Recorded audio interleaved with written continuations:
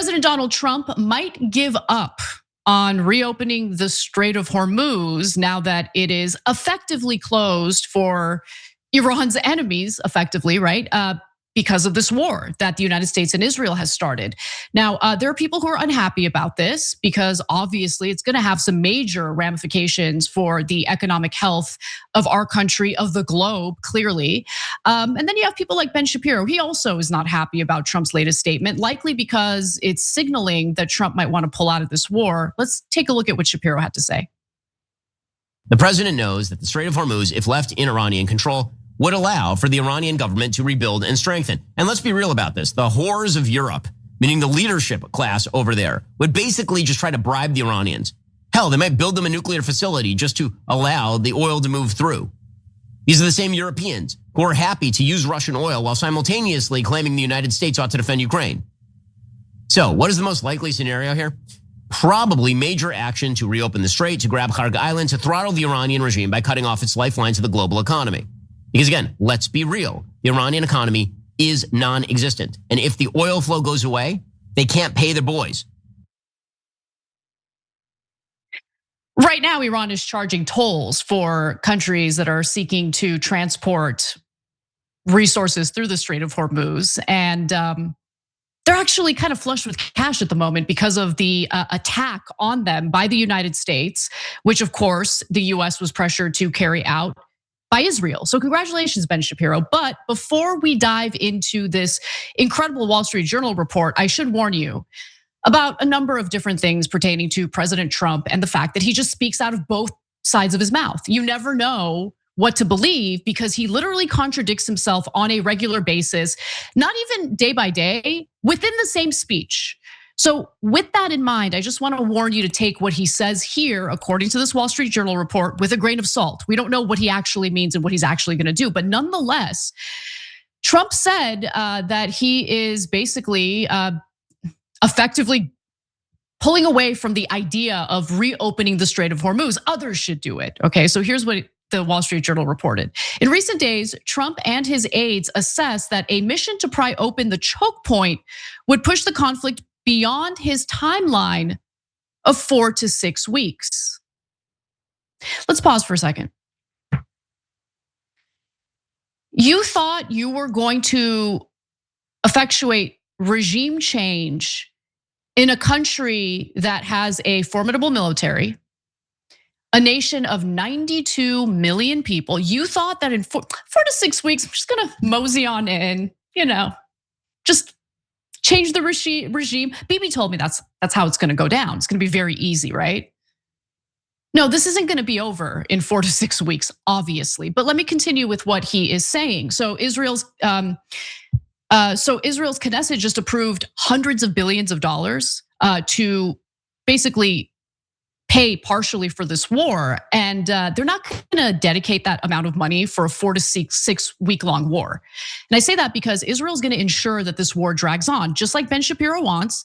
We're gonna continue fighting in this ridiculous war that is yielding absolutely no benefits for the American people or for our country, certainly not for our soldiers who are essentially sent to that region right now to potentially fight on the ground and likely get harmed in the process of doing so. Nonetheless, Trump decided that the US should achieve its main goals of hobbling Iran's Navy. What Navy? Iran's Navy and its missile stocks, and wind down current hostilities while pressuring Tehran diplomatically to resume the free flow of trade. What? Okay, so let me ask you something. If I come to your house and I punch you in the face, but also say, I want to engage in diplomatic talks, are you gonna be interested in talking with me as I'm sucker punching you? Probably not. This is how ridiculous this administration is. So if that fails, according to the Wall Street Journal, Washington would press allies in Europe and the Gulf to take the lead on reopening the strait, the official said.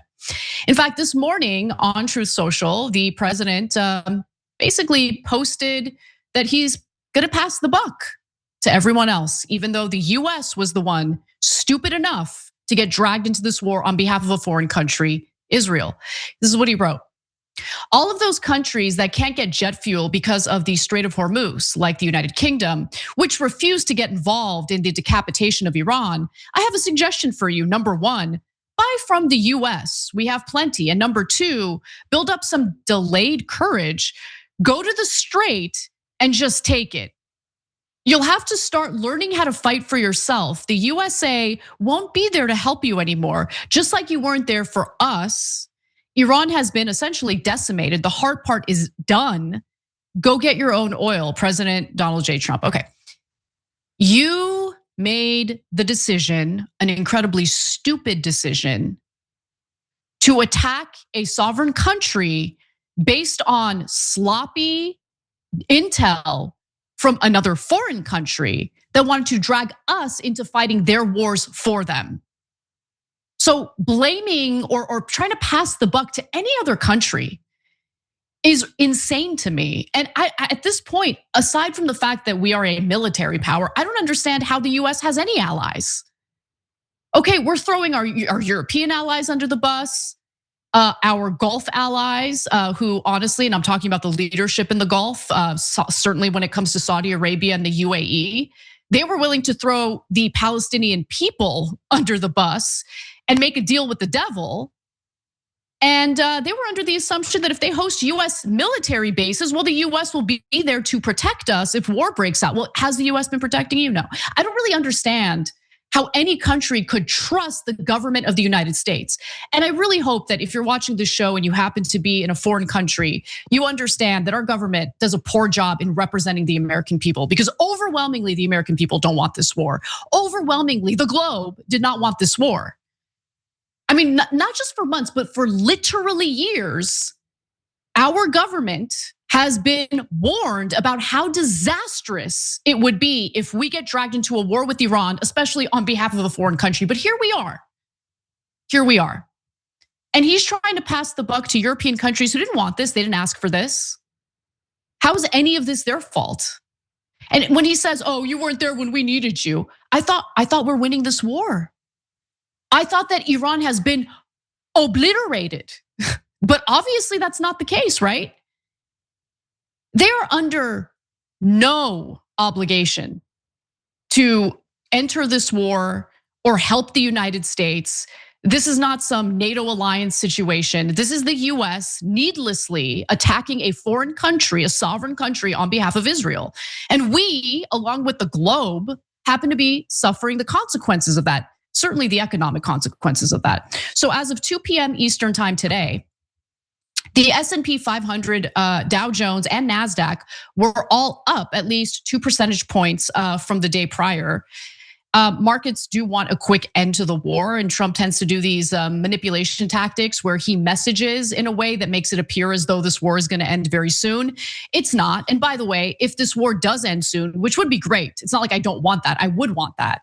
But even if the bombing stops today, it'll take years to rebuild the oil and gas infrastructure that has already been destroyed. You guys have to understand, we are in for years of economic pain and inflation as a result of what the US did on behalf of Israel. And I'm gonna keep saying on behalf of Israel because it's on behalf of Israel. Unless someone can actually show me any evidence that this war is in any way beneficial for the American people, I haven't seen any, because it's just not true.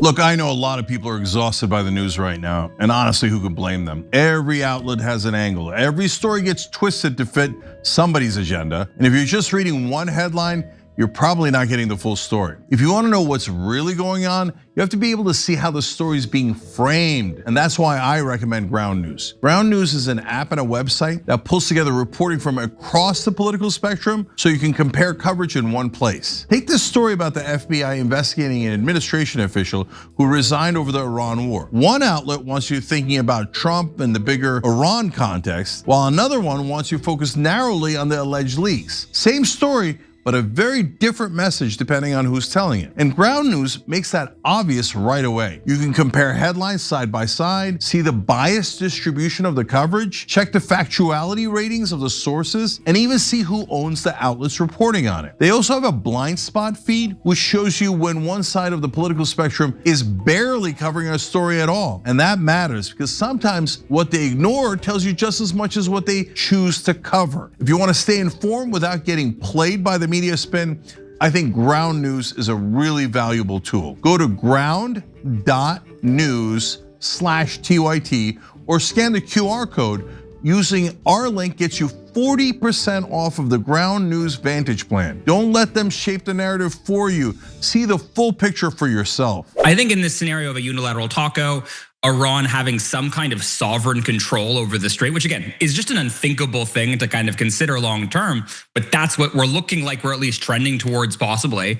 In that scenario, I still think that oil prices currently, I'm looking at my screen, Brent's just about 117. I think that's still too low. I think that, even though this unilateral taco is bearish or a lower price environment than the boots on the ground scenario, I think both of them are still dire and like a deeply untenable supply situation. I think in the scenario where Iran does continue to control the strait, then we're just gonna it's just setting us up very predictably for the next crisis. I think this is a situation that can't last. Prior to the war, we were having about 100 plus 100 to 120 vessels crossing the strait every day.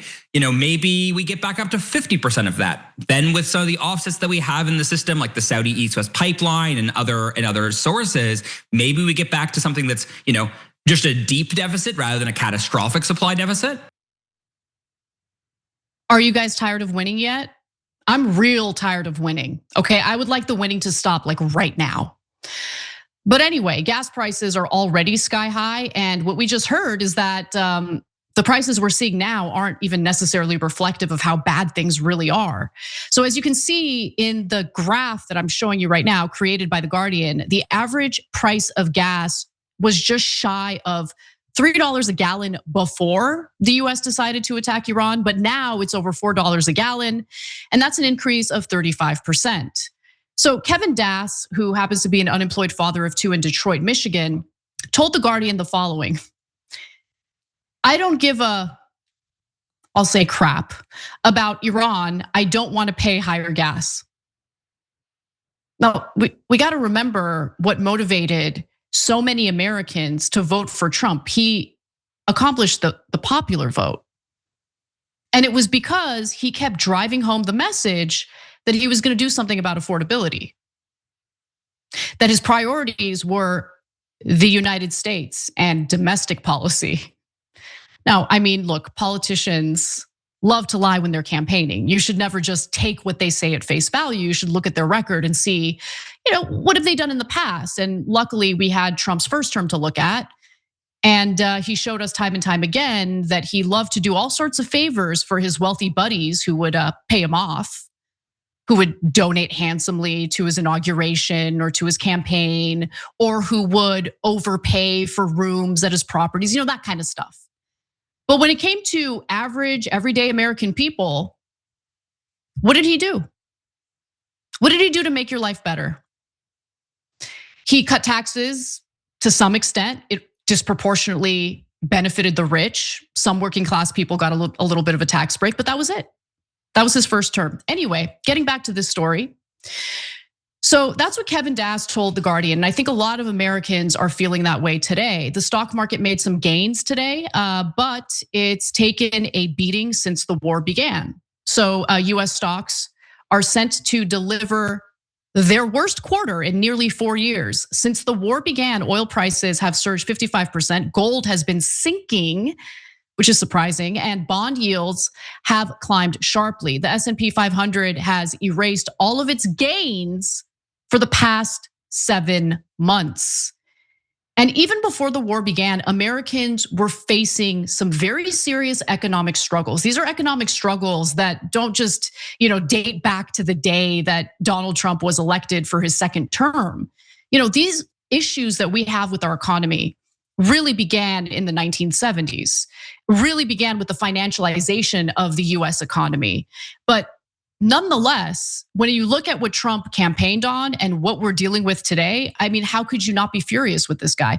So, in November of last year, the Bank of America Institute found that nearly 1 in 4 US households, that's about 24% of the total, spend over 95% of their income on necessities like housing, groceries, utilities, childcare, and gas, leaving little or nothing left over. That's about 31 million households, or around 75 million people.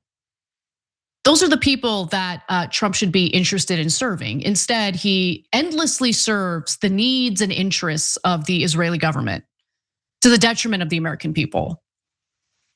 And I just want to remind you again, we are dealing with record consumer debt. So that means Americans are turning to credit more and more in order to make ends meet. And those interest rates on credit cards are real high. Remember when Trump said he wanted to cap them? Did he actually fight for that? Did he actually do that? No, he didn't, of course. Per economist Heather Long, the US consumer sentiment just fell in March to 53.3, one of the lowest readings of all time. The only lower readings, November, December 2025, after longest government shutdown. April, May 2025, after Liberation Day tariffs, which were also disastrous for our economy. And the June, July 2022 during the inflation spike that was the result of the COVID pandemic. Now, I don't know where this is gonna end. I don't really have any solutions because this war is now very clearly a quagmire. It is not an easy war to exit. So Donald Trump cannot unilaterally exit the war against Iran, which has now blown up into a full-blown regional war. Because Israel wants this war to keep going. They effectively want a failed state in Iran more than anything. So if they don't want it and they keep dragging us into this, you also have Iran that doesn't want peace negotiations. They don't want a peace deal. They want to keep fighting. Like the idea that Trump is just gonna be like, all right, we're done. We're just gonna pull out of this and we're done with it. That's just not gonna happen. So the longer this war goes on, the more devastating it is for the economy, which is why every president prior to Trump was smart enough not to allow Israel to convince them to attack Iran. Okay, like I just can't get over the fact that one of the most moronic former presidents that we have, George W. Bush, wasn't stupid enough to do this. I mean, he was stupid enough to do the war in Iraq. The war in Afghanistan was also a disaster. We fought a 20-year war in Afghanistan to replace the Taliban with the Taliban. Congratulations, America. All those soldiers who died in that war. All the innocent civilians who died in that war. And the crazy thing is that days prior to the war, the US was actually engaged in diplomatic talks with the United States. I mean, the United States and Iran was engaged in diplomatic talks. Now, Iran thought they were good faith talks, even though they had no reason to trust the US since the US pretended to engage in good faith peace negotiations last summer and then proceeded to bomb Iran's nuclear sites. But nonetheless, second time around, Iran's like, okay, let's re-engage in these negotiations. Maybe we can come up with a deal. And Trump attacked again. But days prior to the attack, you gotta remember that the Omani mediator, who was part of the negotiations between Iran, Steve Witkoff, and Jared Kushner, said that Iran was prepared to make some pretty big concessions to the United States, huge concessions that even Barack Obama's administration couldn't secure in the JCPOA. Here's what I'm talking about. I believe is the agreement that Iran will never ever have a nuclear material that will create a bomb. So you're saying all enriched material would be shipped someplace else, not Russia, but No, the current stockpiles that still exist. the things that are still in Iran. I think that there is agreement now that this will be downblended to the lowest level possible. Okay. To a neutral level, a natural level, which means and converted into fuel, and that fuel will be irreversible. That would be significant if Iran agreed significant. to that. It is very significant, and I think we have agreement on that. That would be significant, wouldn't it? That was days prior to the US attacking Iran. None of this needed to happen. But here's the thing, none of this needed to happen if you believed, if you were duped into thinking that this war was really about nuclear weapons. Only morons like Jillian Michaels would think that. This is not about nuclear weapons. It was never about nuclear weapons. It was always about regime change or turning Iran into a failed state. That's what this is about. So until Israel gets what it wants, they don't care how many innocent people die. They don't care about the fact that the globe is suffering the economic consequences of this stupid war. Israel wants domination. And they effectively convinced one of the most powerful, if not the most powerful country on the globe to do their dirty work for them. This didn't need to happen. Just want to remind you all that one of the great resources to go to if you're looking to diversify your media diet, if you're looking to get both sides or all sides of any particular story, Ground News is a really great resource. It's a resource that I use myself to make sure that I'm keeping myself as honest as possible. I want to make sure that I don't fall into some sort of ridiculous ideological bubble where I'm only shown half the story and certain elements are omitted. And if you're interested in diversifying your media diet, Ground News is a great place to go get it.